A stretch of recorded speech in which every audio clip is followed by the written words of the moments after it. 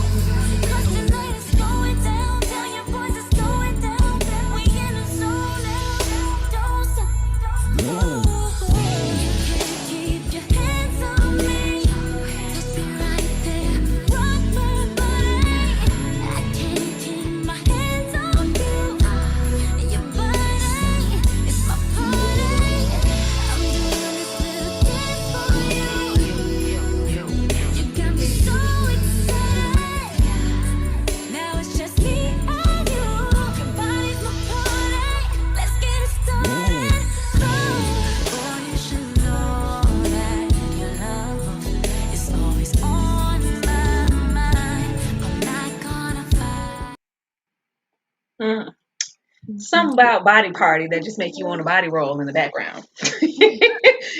Just automatically want a body roll. Hey, hey, hey. Thank you guys so much for being here. Welcome to this love story live. Like, love story at the best way possible because like y'all really like the show. I'm really mad that this is a limited series. I really, really like this show. But before we get into all of that, it's not just me here really liking the show. Ashley is here too. Ashley, how are you feeling today? I'm feeling great. I'm ready to get into this episode. I woke up first thing this morning, watched the episode, recorded my review, and I'm ready to get into all the things. Even though you missed the most dramatic episode last week, Tyra, I'm ready to get into this wedding. I'm ready. Girl.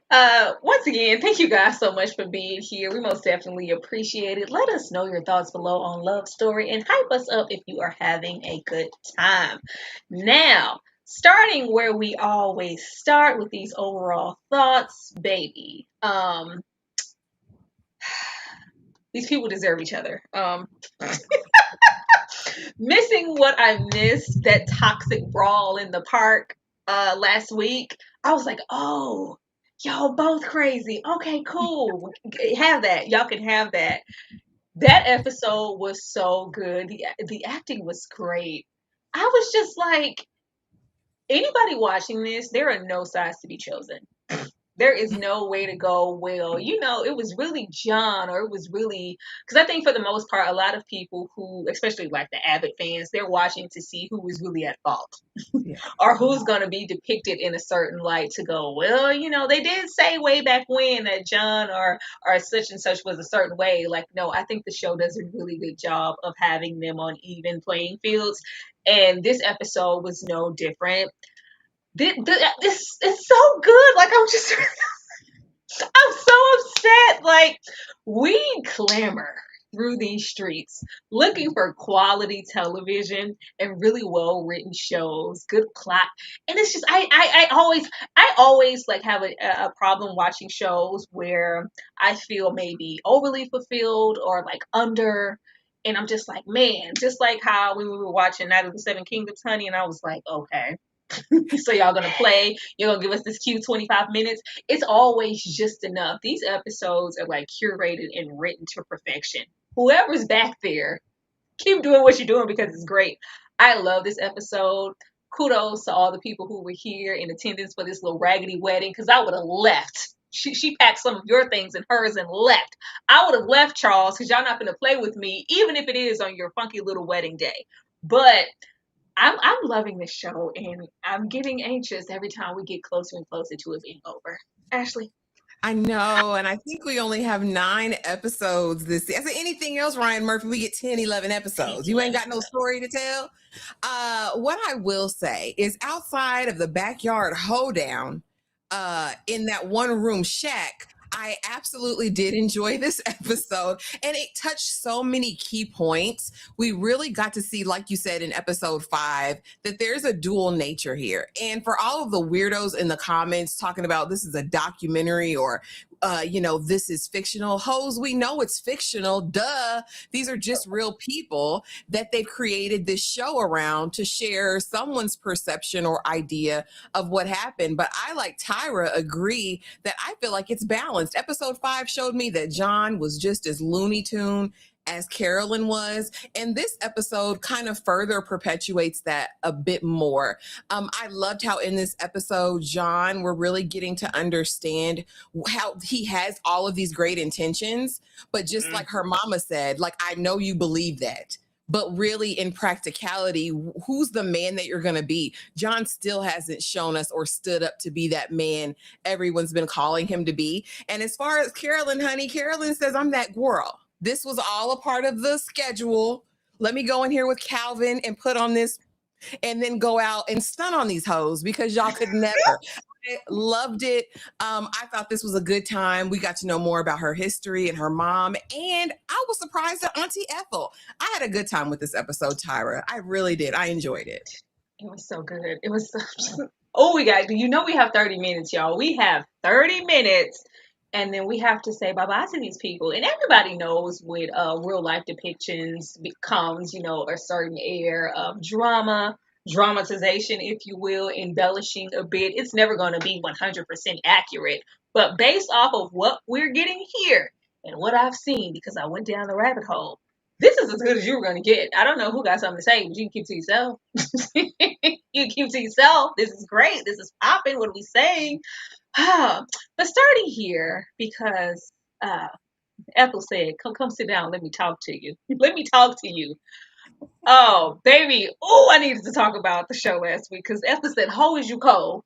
She said, take that off your neck. Not ho, is you cool. Ho, are you cold? Is your neck cold? Is there a blizzard? Who are you trying to stun on? What do you think this is? You already pulled up here with your little raggedy ass scarf, and we here speaking politics, and you don't know politics the first. Girl, gather yourself, and next time, make sure you wake up on time to add your name to the bulletin board of things to do. Nobody's waiting to grace you with coffee in the morning. Oh, girl, Ethel had me spent. Ethel had me spit. But once again, I love how the episodes just collide. This could be a really great movie if it wanted to be. But we pick up effortlessly where we left off. And it was like, baby, coming to this table was one thing. But the way Carolyn played last episode, well, let me see the ring. Well, just let me wear it. Well, let me smell the ring. Let me look at it again. Ma'am, please. Where you just want to break up with me, where you're scared, they are equally yoked in the worst way. And that's okay. That's okay, but they are. And I love that for them. But the way baby Miss Kennedy, if you will, said, I need to talk to you about what's about to happen if you're really going to be here. Because clearly, despite my best efforts, you're not going nowhere. So, this is not acceptable. I appreciate what Ethel had to do in this episode, but the fact that she had to have that sit down, as many others I feel like have been dropping breadcrumbs to Carolyn of what her life is going to look like and how it's going to alter. Baby, you can't be out here doing this and splitting hairs all in public, having these brawls out in the park. You will not, continue to be your everyday average woman. She said, you remind me of Jackie. You know Jackie? Yeah. She said, I could walk in a room. I was never going to be the pretty one. But I could be the smart one. I could be intelligent. I could be this. But, if everybody was going to be there in black, I was going to wear green. I was going to find my way to stand out. You, being the, classic beauty minimalist that you are, you're going to effortlessly stand out in those ways already. There's already going to be a camera on you for that. But then there's going to be the expectation for you to act accordingly. Are you ready for that? Because nobody's going to extend you any grace, darling. They're not. People are going to take these photos for face value every single time that you're out with him and say and do things about you that may or may not be true. And you have to be prepared for that. Jackie was unfortunately prepared for that. Are you? Because this is the last time. It was really given. This is the last time the public's going to extend you grace, and the last time I'm going to extend you in either. Because, you're a part of not just John, you're a part of the Kennedy name. Yeah. I appreciated this so much. The show is really good. Ashley, how did you think about Ethel? What did you think about Ethel sitting his mama's down and saying, we're not going to keep extending you grace, honey?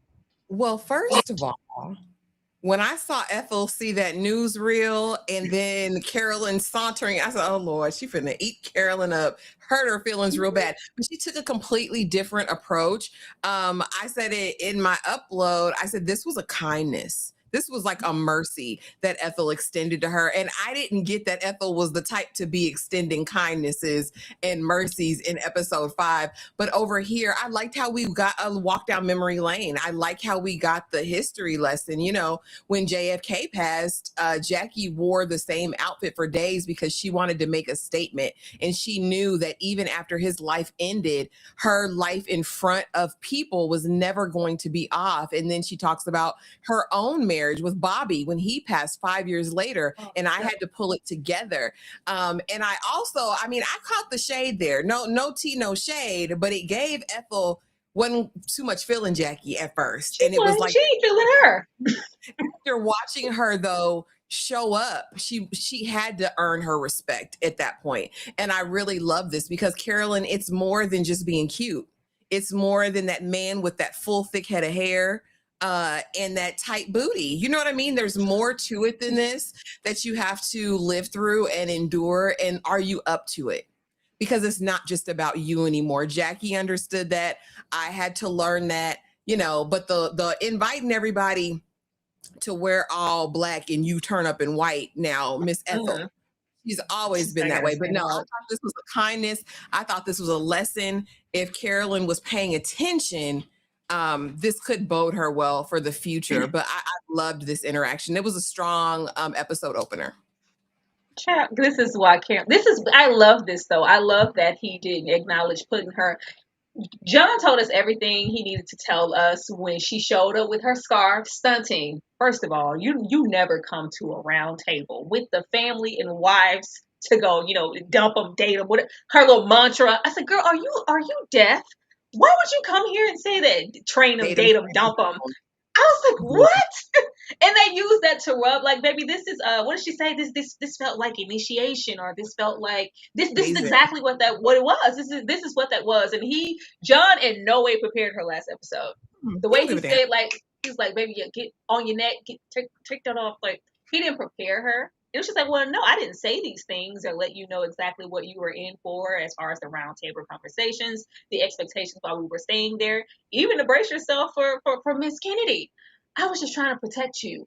The whole thing of I'm going to protect you, I'm going to make sure that the paparazzi is a bit. He's not even protecting you from his inner circle and his own family. How is he going to protect you from the world? Like, she's listening to what John is telling her, and she's not seeing the big picture. I don't know. He was going to set her for failure every single time with Caroline, with Ethel. Every single time John has shown he don't give a single damn. He doesn't. He doesn't. And I'm just like, girl, can you see? But I don't think it's just John. I think she likes the idea of just being, even if she's trying to pretend that she doesn't, she likes that attachment. And this is the main thing that shows me you don't give a damn. Because I remember when we had that first conversation, episodes 1 through 3, I was like, Ashley, I don't think he gives a damn about this magazine. I think that this is something to do. This is in the meantime, in between time. Because I think if it was just about him, like he said, I could sing, I could be an actor, I could do, yeah, you could do all of these things, but your first big leap off the porch is a political magazine. You know, with the flair of the culture and modern sensibilities, what this is about, you know, politics and getting people into it, whether they're, you know, on the average C-SPAN, CNN watchability or all. Get on in here. He could have made a magazine about anything. He chose this for a reason, and I wish Carolyn would have paid a little bit more attention. Why this?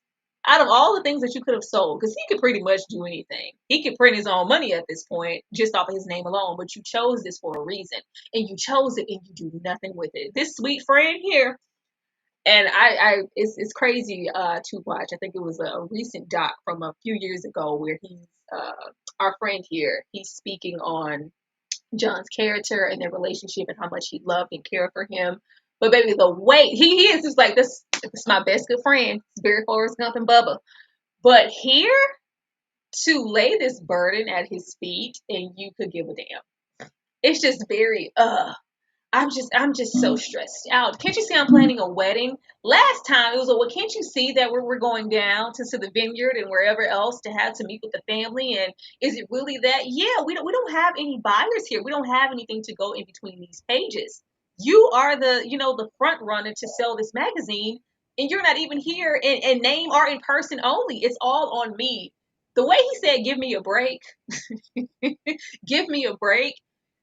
You would think that he would go out of his way to make sure that this magazine was successful. I think he wants the praise and the notoriety, but just for this in particular, he wasn't prepared to really acknowledge what it was going to take to put that work in to have this magazine be successful. And I think it mirrors the relationship in the marriage to come. It looks good. It sounds good because this is what I should be doing. I'm not ready to jump off the porch just yet and run for any offices or be president, be senator, governor. I don't want to do any of that, but I can do this cute magazine. But can I really do this cute magazine? And I really putting in any work? Because it looked like you got your foot up. When I come in here and try to hold you to the fire, or at least give you some sense of responsibility, can you give me a break? I'm just tired. Is it really that deep? It's really going to be that deep. Now you're going to have that same energy for yourself when this magazine goes under. Ashley. I feel completely opposite on this situation. I can't stand this little militant munchkin Berman. I think he's terrible. I think he's terrible. That is not your friend, John. When he said, "This ain't law school, baby. You ain't got 3 times to pass the bar." I said, "Oh, yeah, he's not your friend. He's not your friend." Because here's the thing. John ain't pop up like this. If this is truly your best good friend from the college days, from the days before, you know he was going to be here in name only. Just like he says when he's trying to move into TV. Yeah, so I'm just going to be listed as an executive producer. I'm not doing any of that. Now, if you want the wedding photos, maybe I can get that. Berman went into this full well knowing John was not going to work. Just like he brought up law school and the failure and him being a dummy. You knew what was going to be over here, sir. You partnered with him because you said, "This is JFK Jr. This is the people's champ. This is America's son. This is quid pro quo. This is pay to play. This is fair exchange. Ain't no robbery." In my opinion, Berman, you got a lot of mouth and you're a little bit too ugly to be coming at him like this. I didn't like it, Tyra. I'll never like it. And if you want to do what you want to do with George, go do it. You got my name. You got my backing. I did the launch. I know y'all done sold magazines because now you're going to be on TV. Looking for who going to get you the sponsors, Berman? If you don't leave me alone and let me go to the Vineyard or Cumberland or wherever we're going to get married, let me do that. And then I'll grease your palms a little bit or whatever this is. Berman, this is no, because I don't think this is that. I don't think it ever gave that. I don't. We ain't This is write an article, Tyra. From what the folks say and what's in the streets. This is his best good friend. He don't talk to him like it's his friend. I wouldn't either. Did we? Are we gonna just bypass that first episode of him selling and presenting the idea? I didn't come to you with this. You came to me. Well, he picked it up. He should have said no. You ain't got to say yes. You know he don't finish anything. If you know he doesn't finish anything, you know he's a failure. You know he's figuring it out. Why would you put all your eggs in that basket? I think it was because at the time when he presented it, he felt so passionate and so serious about it. At that point, we're in our 20-somethings and you around here being a serial, blonde woman dater. you trying your best efforts at these little tasks. And it like, no. Now that I'm 30, in my 30s, my mother has passed on. There's an expectation for me to buckle down and be serious about something. And at this point, he playing in everybody's face like he don't want to put his hat in the political ring ever. So if you don't want to do that, this is your baby. This is your launch into the stratosphere of me being more than just John F. Kennedy Jr. So I'm expecting you to take it seriously. And if he don't hold his ass to the fire, who will? I think he's had enough leisure time to go off and do whatever the hell he want to do. He better figure it out. John was taking it very seriously when he had Carolyn working on the magazine. He said, "Look, Carolyn did all the work for you, Berman. All you got to do is put it up." He brought somebody in to do the work. Exactly. And that's irritating as well. You and your little Kit Kat. You and your little kid. What do you say, your little kitty cat? This is not her job. This was supposed to be you. And I think this is just something to do in name only. See that George magazine? Yeah, that's me. That's John. Yeah. But that's not what you signed up for. If you wanted to present yourself as the face only, and just the brand, and you had nothing to do with anything else, then just let it be that. Don't sell me something that it's not, because I signed up not He just for did the the check. launch. He did the launch.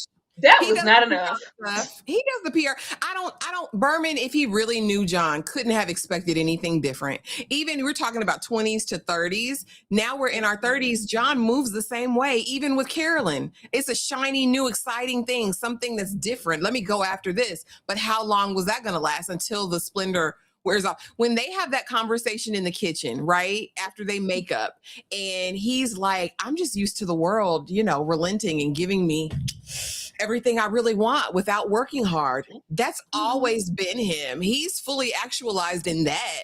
And I think Berman knew that. I think it'd be But nobody can disingenuous to have say Berman expectations for him didn't to know. change. Nobody can have expectations for him to grow up. Like, Not when money's on nobody.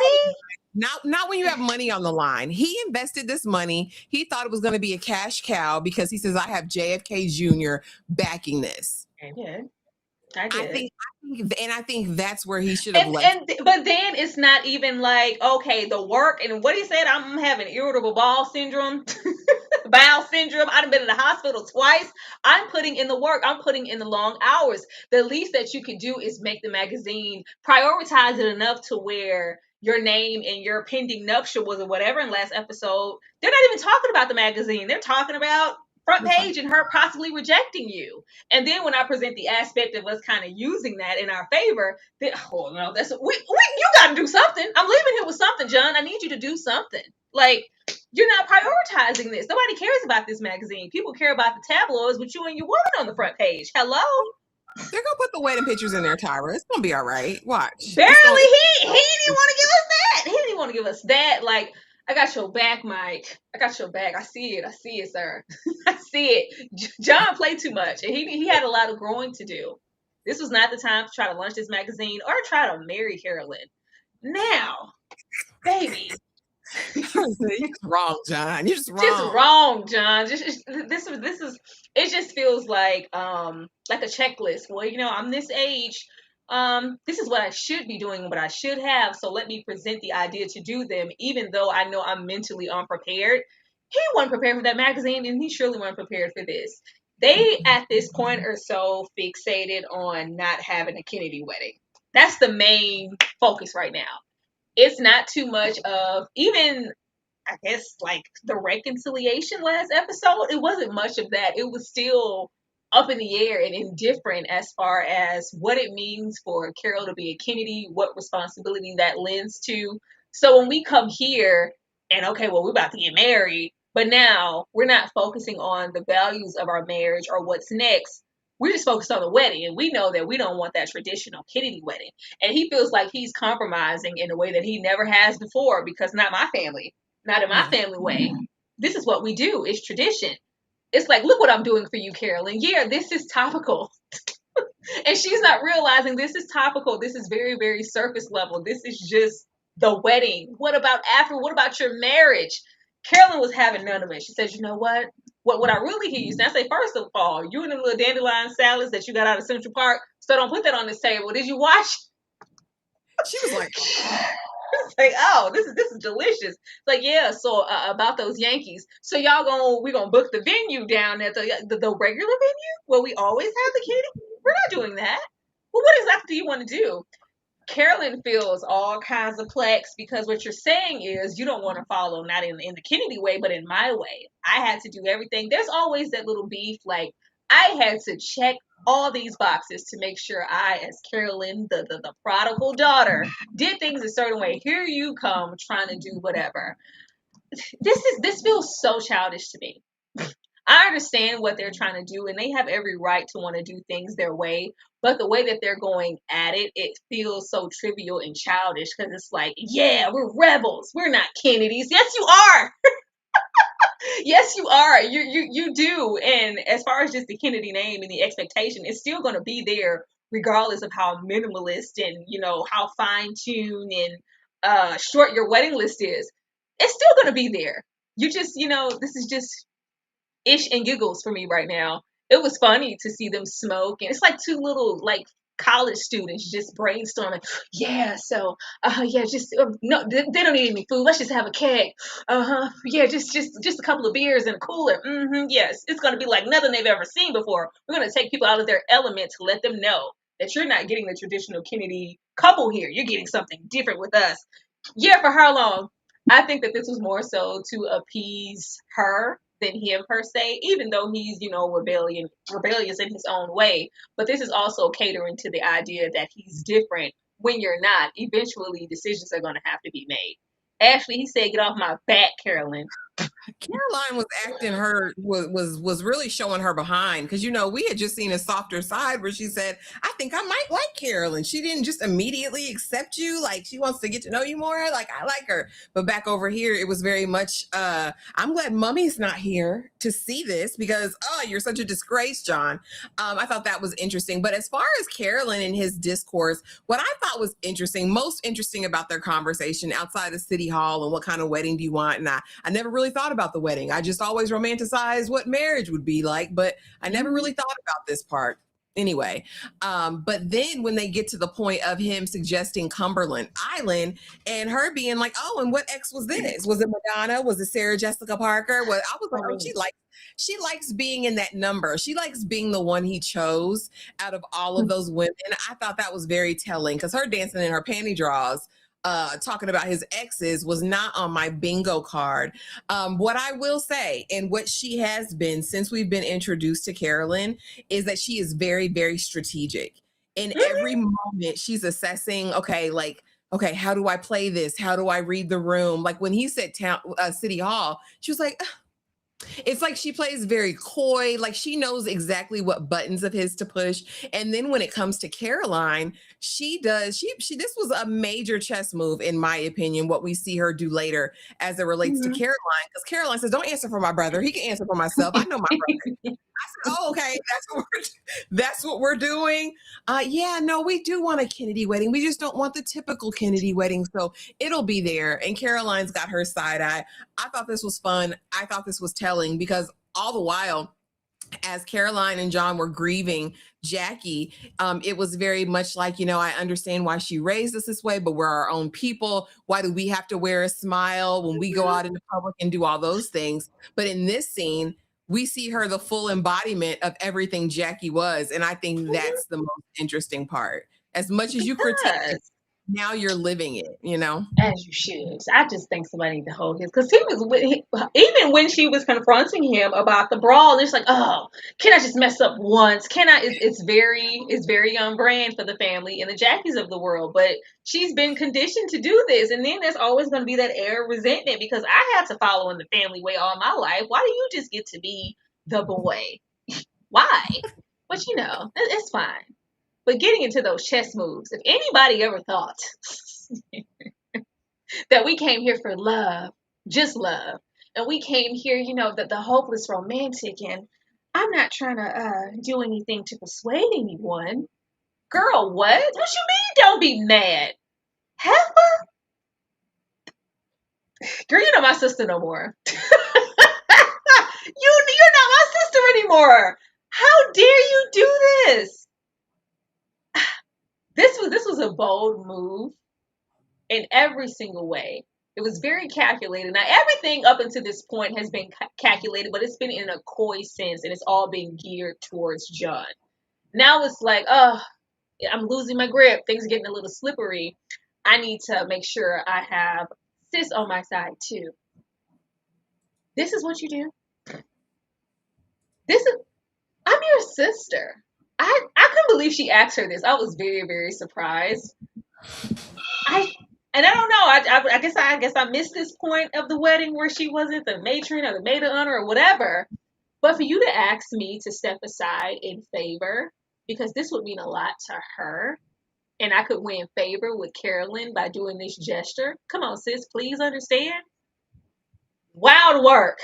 Oh no, this heifer was planned. She's been planning this since birth. She's been planning this since birth because a lot of this just felt like nothing's going to stand in the way of my opportunity of being Mrs. John F. Kennedy, not even my own sister. If I have to offer this up to Carolyn, you can't tell me Carolyn just means so much. And her opinion of you just means so much. Now, the opinion as far as what it could mean to John and the type of wedding they want, the type of marriage they want, just moving forward, and her being favored because I had you in my wedding. I just had you in my wedding, but you stood beside me, girl. And like, look at this olive branch I'm extending. Don't you see how much I care? How much I'm really willing to compromise for you? My own sister. I compromised that for you and John. But your sister, though? Y'all still have to go on after this. This was wild to me, and I couldn't believe she asked her to do this. She's lucky that, the sister was all in love and she still, of course, supported and was there on her side. But as the sister said and kept reiterating, this isn't going to change anything. You think that this is going to do something? As far as you guys' relationship moving forward, are you going to be in favor with Carolyn? This isn't how that works. This is going to benefit you temporarily, but what is this going to do for her in the long terms when this would have meant everything to me? This is forever, and you chose her. This was trash, Heifer. Ashley. Yeah. Again, Carolyn's out here playing chess and not checkers in both the Narciso Rodriguez designing the dress, to having her company for that, to having Caroline as the maid of honor. Now, is this forever something that's going to curry favor with her forever? No. But is it an inroad? Absolutely. This is a start. This is an open door into the world of Caroline. Caroline was even taken aback in the moment, like, oh, wow. Like, and I think if for nothing else, but you're going to be more formidable than I thought you were going to be. As I don't know, I don't want to say a nemesis per se, but Carolyn, you're not as dumb as I thought you were. I really think this is kind of showing Caroline that I might be up to meet her in some kind of way. We needed to extend some sort of olive branch, but I agree. The sister said this means nothing to Caroline, and it doesn't. But this would have been the world to me. And I think Carolyn, again, even in this moment, she's thinking more about strategy than she is those people that she loves, right? And we are going to see it repeated over and over and over again. I don't know how anybody can watch this show and see, and I don't hate Carolyn. Like, I don't mind her character at all. Like I said, she's flawed, but she's not an unlikable person in general. But I did think that that was kind of cold blooded. Like, that's your blood sister. That you, both your sisters, literally were there, and it was like, yeah, no, Caroline's gonna be it because this is gonna be me compromising. This is me making a sacrifice, and I don't think it's as much of a sacrifice as, like I said, I think this is part of Carolyn's game. But we'll see. I We'll see like what it is. Carolyn. I don't have an issue with Carolyn. I like that we have a depiction of, even in the worst way, someone choosing their wants and their desires above anybody else. Like, she's selfish, and that's fine. That's fine. She's highly independent and extremely guarded in a way, but she's very selfish. Like, if this is, a means to an end, sacrifices have to be made, sis, and I need you to understand that. Like, girl, I don't. I came out here with the intention to stand beside you. Thank you so much for the $4.99 super chat. In Carolyn's defense, in my 20s, it'd be damn near impossible to let go of the fantasy John represents, especially if I use that much strategy to get it. I mean, it's giving. Be careful what you wish for at this point, but I'd never go near a Kennedy. Never. It would be automatically repellent. I don't care how thick and full his hairline was, girl, how cute he was. There is nothing that would make me get in line with that family. the ominous feeling to have just that brief moment on Ethel saying, he was gone and I had the baby, and the way Jackie showed up for me, and I had to still show up in the public and be as pregnant as I was, and Jackie still wearing the blood stained suit because she wanted the public. Like, it's so much trauma, and she is not listening to any of that. She just sat there and told you how we persevered when we lost our husbands. And there's the Okay. foreshadowing right there when she says, oh, wow, you've lost so much. She was like, it's a blessing to have as much as I've lost, but now you're next in line. Like, baby, you're next, basically, is what I got from it. And what we all know happened. It was like, okay, this is kind of your warning. Like, why couldn't they have several? That's what I was thinking at first, but then they wanted everything to be so quaint, and we just have 40 guests, and it's all child. Anywho, poor Calvin. Yet another move. Girl, Now, we already established, leaving last episode into this one, and I really like how much light that the show is giving Calvin and his wife, because they didn't have to do that. They could be, written off just side characters in the grander scheme of the story arcs with Carolyn. But no, they took some time to really have standout moments with him and his wife. And if you had it to do over, would you still marry me? And just the sacrifices that it takes to stay next to someone who's more established or known than you are when you want to be a career woman, or what have you, or you're dealing with infidelities, or just, it was very potent last episode. And here we learned that the divorce has happened. I said, well, dang. But everybody has known for quite some time. It's very, like, I love how everything is just handled as like insider training. Everything is just so calculated. Carolyn's like, so yeah, we're doing the inseam and the measurements. How about you walk out before me so nobody gets the wrong idea? Who's gonna see us? With the designer, and put two and two together of what, Carolyn? You're being paranoid. No, she wasn't, because Calvin said, uh-huh. I see what's going on here, Heffa. How could you? Choosing yourself. There shouldn't be, or that there doesn't have to be the expectation for her to owe Calvin anything, but it's like, you owe him, for the rooms that I put you in, the position that I gave you, the work, like, I was here. It's very bootstrappy. Because like I said, I think Carolyn was in school to follow in her mother's footsteps and be an English teacher or something. It wasn't nobody's fashion, honey. But I saw you and saw something in you, and when you knocked, I opened the door. And above all else, we're friends. We're close.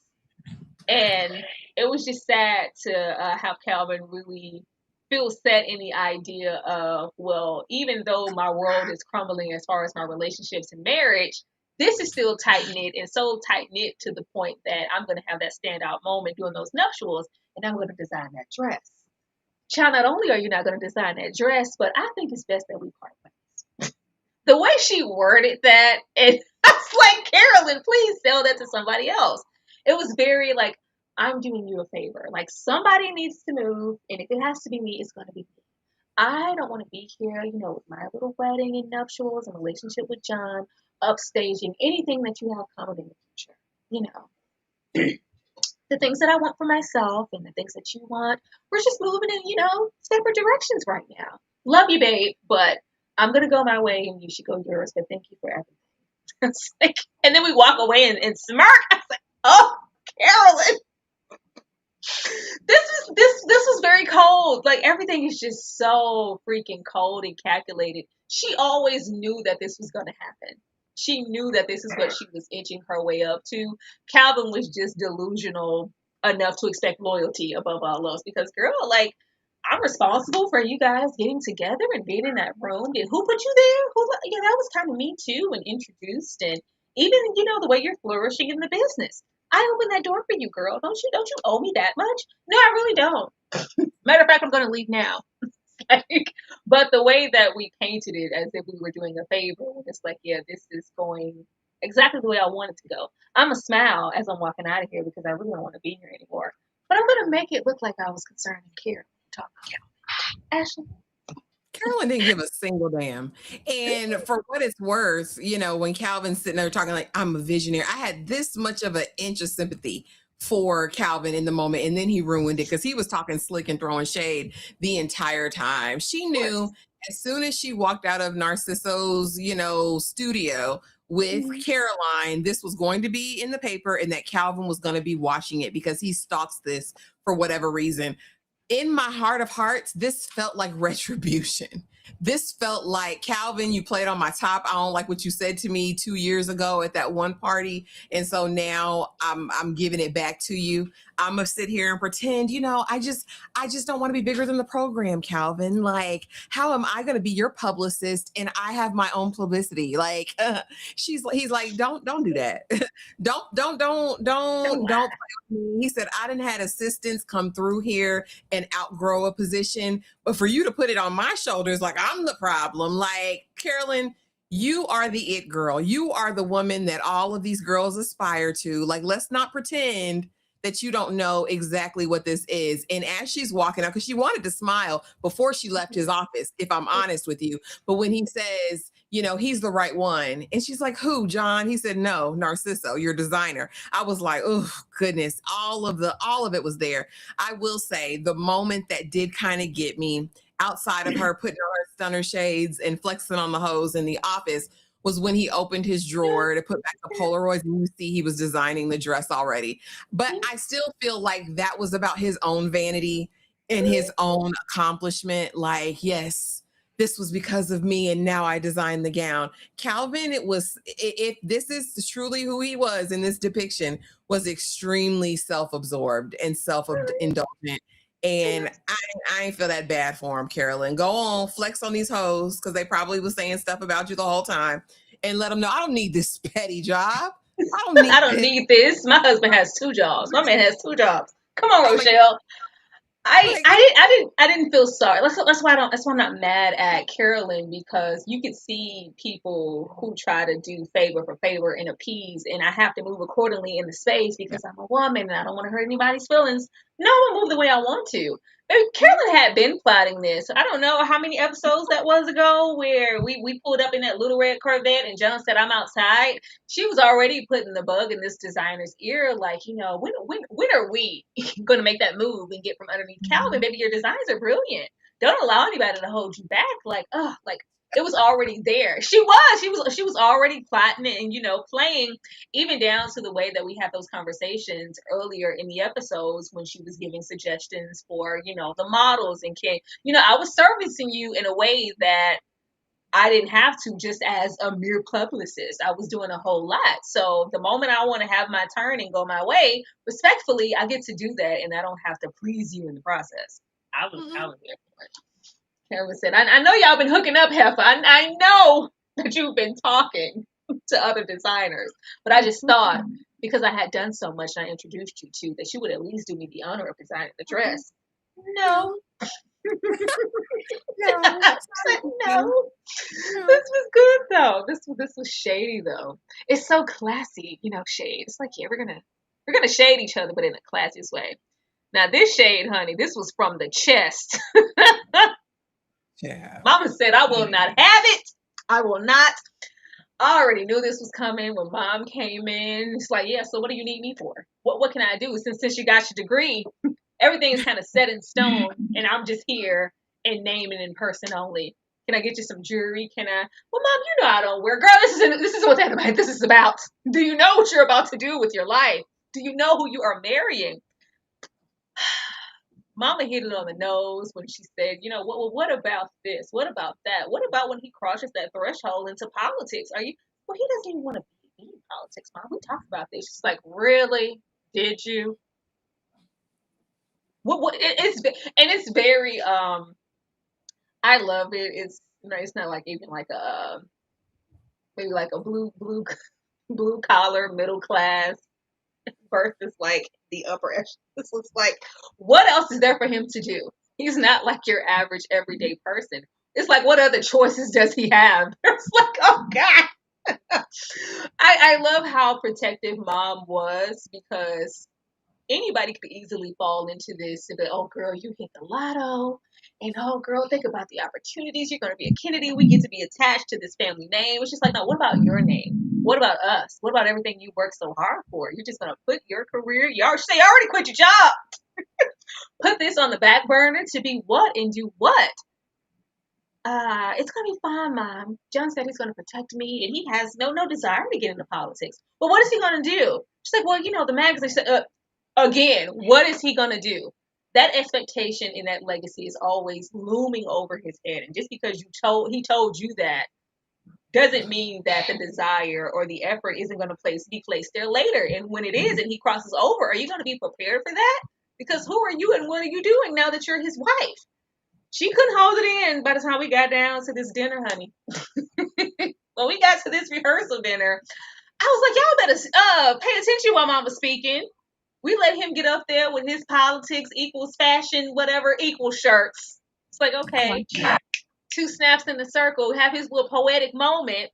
Real cute. And it was like, okay, yeah, that's, I was like, The mother of the bride is speaking. I have something I want to say. She said, let me put this little note up. And another thing, I was like, oh, I love how it wasn't just utterly disrespectful and she didn't get up there to undercut this moment or spew any hate or any inner thoughts, saboteur that she had. It was just, I'm speaking to my daughter at this moment, and I'm speaking to John about the expectation of who you are and being there for her and protecting her and being her rock.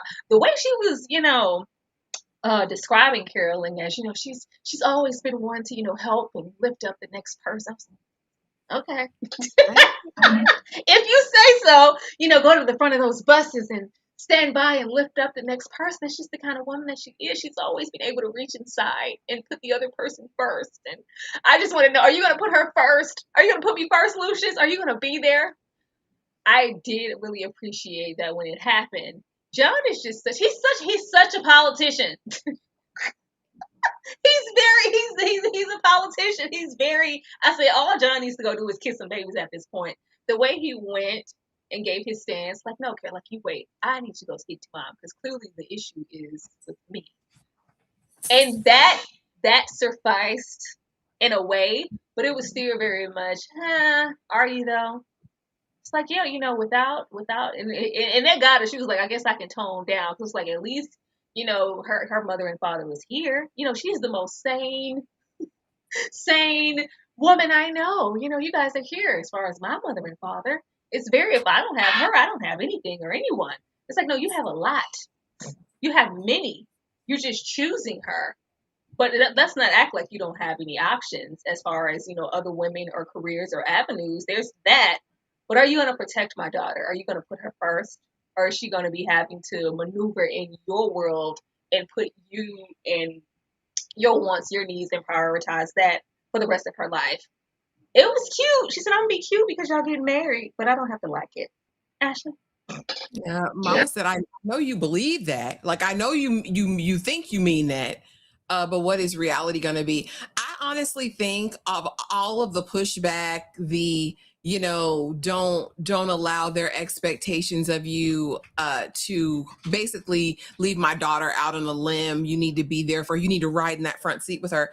I think she was feeling something really ominous. I think she was feeling what was to come, and I don't think she could properly articulate it or even understand it. I think she knew that if her daughter connected herself with him, that it would be bad. I think in this, she was like, we talk about losing herself, but really she was going to end up losing her life. I think Mama was on point. I think Carolyn should have taken heed to at least some of what Mom was saying, because, I never had to worry about you having your center, right? You've always been determined. You've always been self-assured. You've always gone out knowing exactly what you want. And now I see you diminishing yourself. I see you giving up things. Well, Mama, I gave those up because I wanted to. But did you? And what is he giving up?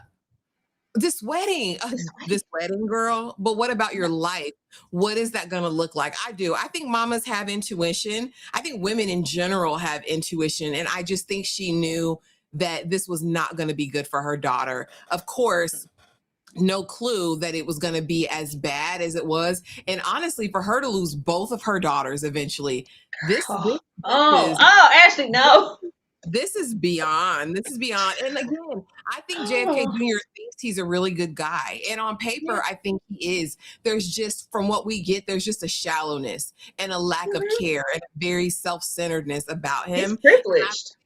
I don't think that two self-centered people really, it doesn't make for a calm, peaceful, relationship. And unfortunately, his hubris, his bravado is kind of the thing that attracts her. Resulted in tragedy, unfortunately. Yeah, it's a lot. That's all of like his attitude towards it, even from the magazine or even just this marriage. It's very cavalier. It's just very like, oh, come on, like, oh god.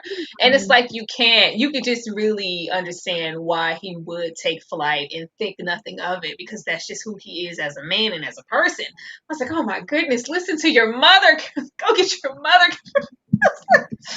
I couldn't, and I was waiting for like the rebuttal when she was like, what is he giving up? She's like, this wedding, like, keep going, like, that's it. This is a lifetime. Like, what are we doing? This is just, it gave two teens in love, honestly. And that's just what it is. I think they still had a lot of growing to do that just hadn't really happened yet. Thank you so much for the super chat. Poor mama. Beyond her worst fears came true. It's Beyond. very sad. It's very sad. I got emotional when she got up there and said that. I said, "Oh no!" And then it didn't even dawn on me until we got to the end of the episode, and I was like, "She lost two daughters. This is Too. awful. This is awful."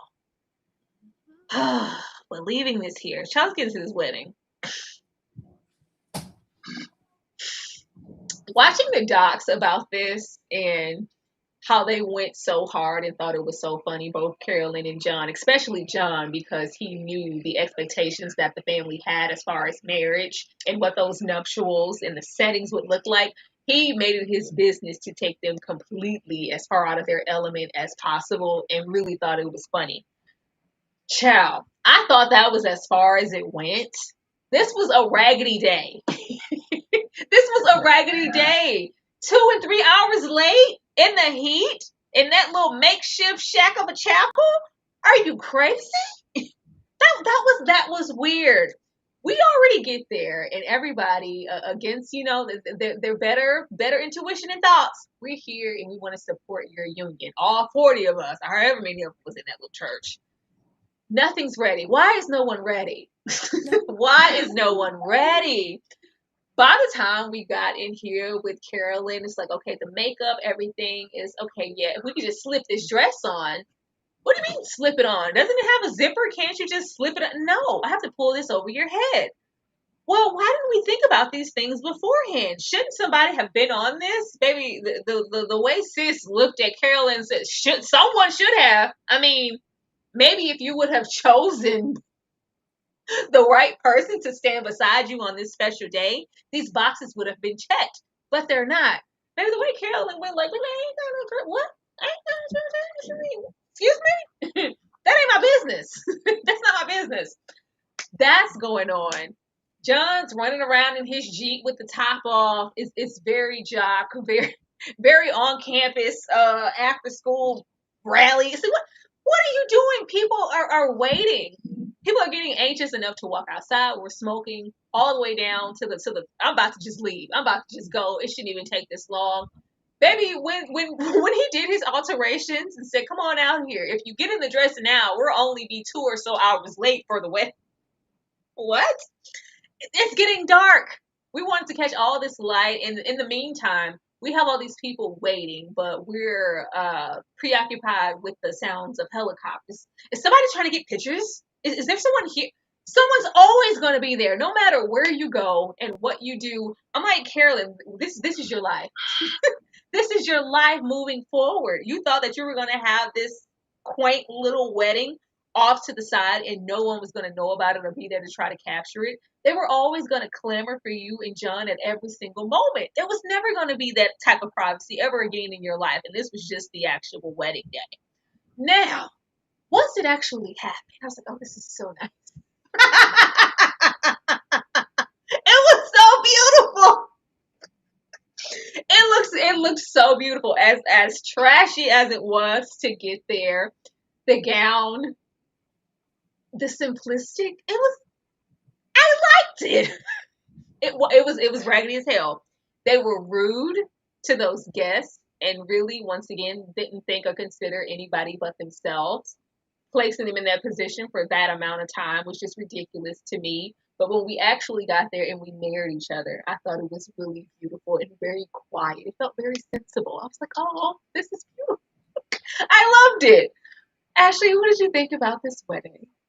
This here, juke joint. That's what I felt like. Because why are we returning into the woods to this little juke joint to get married? And not only that, Tyra, but when they get there, they got coolers with brewskis. So Yeah, let's set up, lawn chairs out in front of this shack of a church and toss them up while we're waiting in the heat. You have the elders on the inside melting. I said, how disrespectful. First of all, they had to ride in their Sunday best in the back of pickup truck to get to this destination. Meanwhile, this hoe is laid up in a bathtub with a cigarette in her mouth, waiting for the helicopters to fly over. Girl, if y'all don't find something safe to do, the way I would have walked out, that would have been a Kennedy wedding I would have never seen.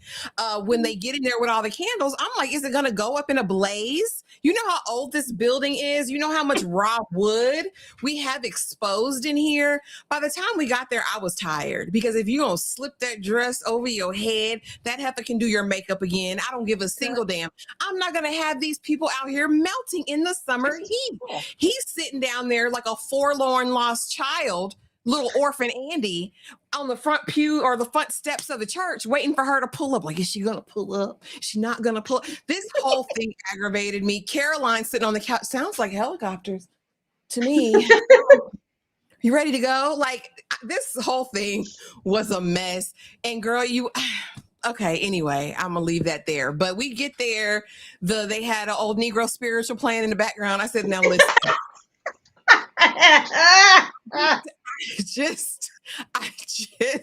It was just beyond for me. It was just beyond. But when they get there, the reception was cute and all that.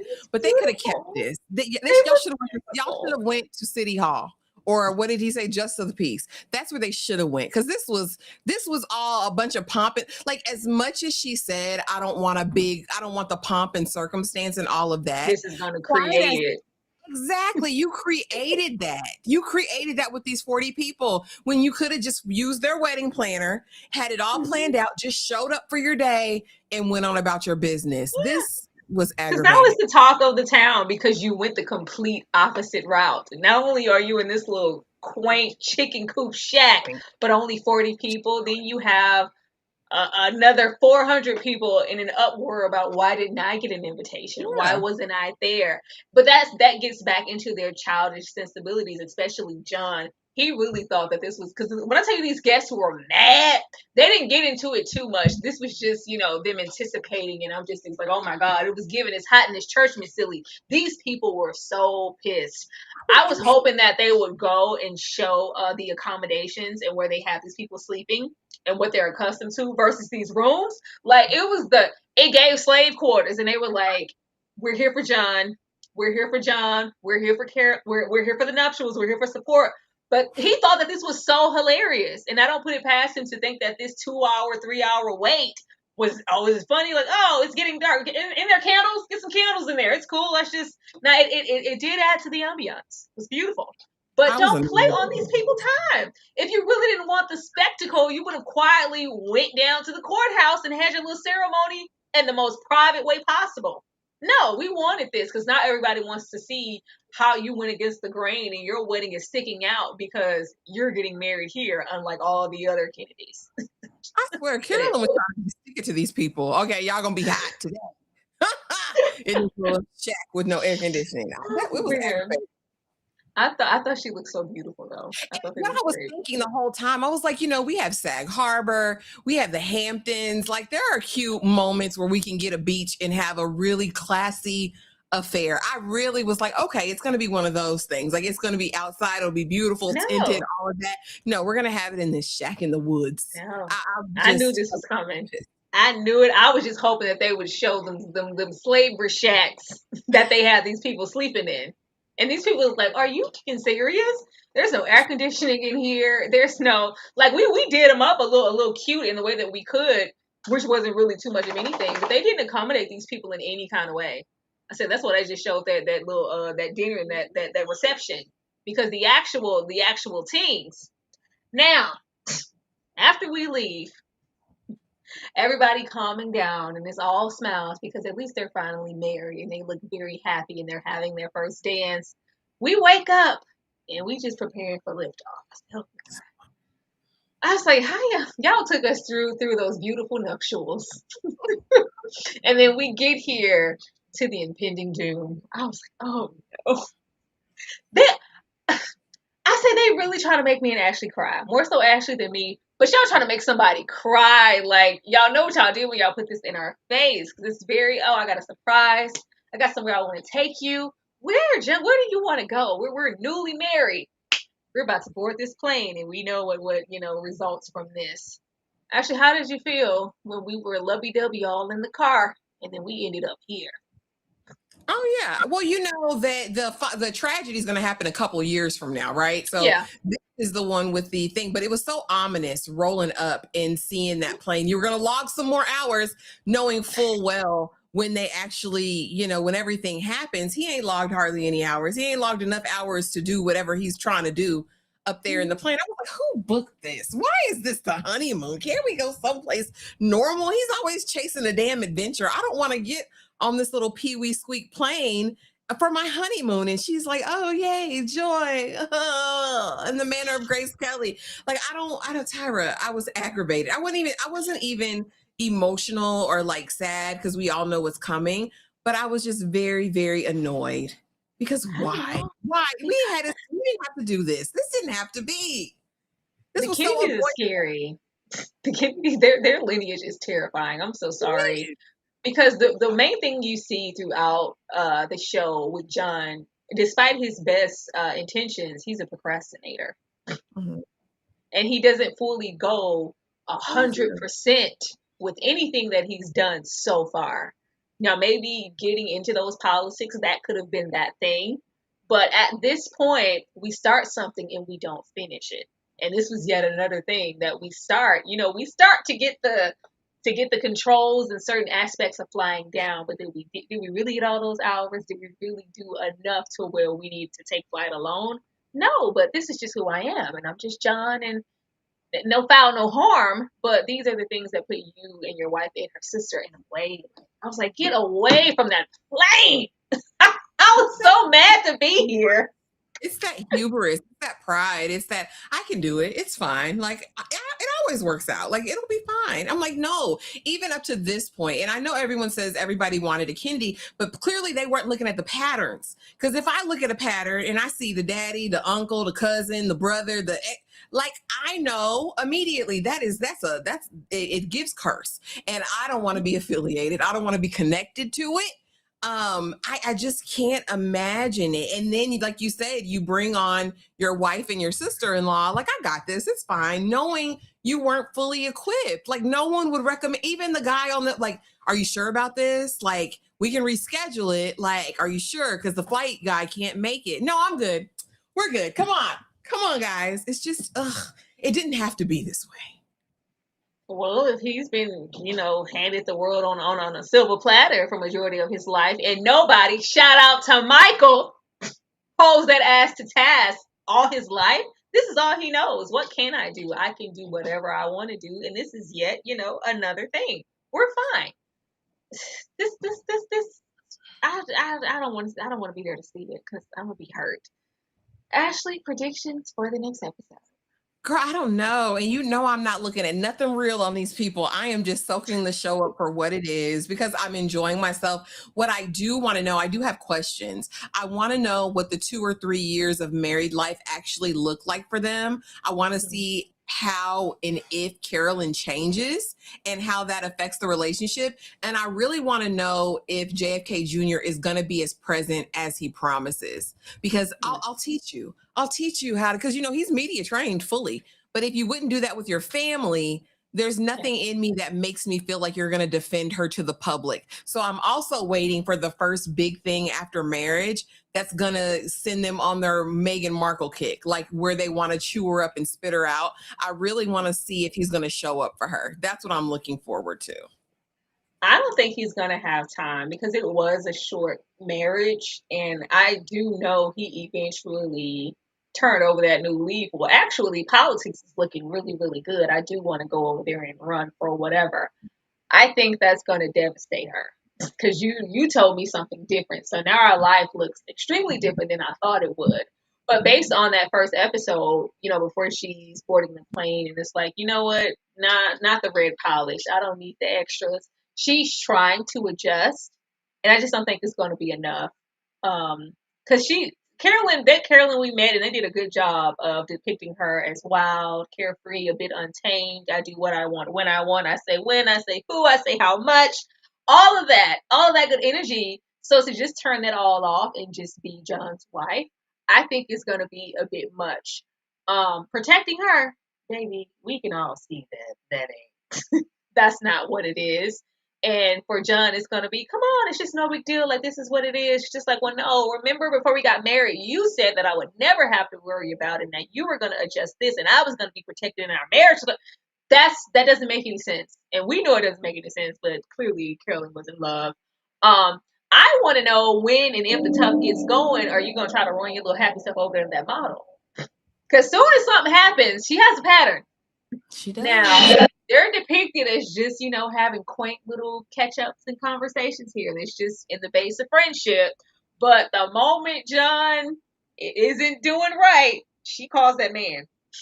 And he's there. He's going to show up because he loves her dirty drawers as well.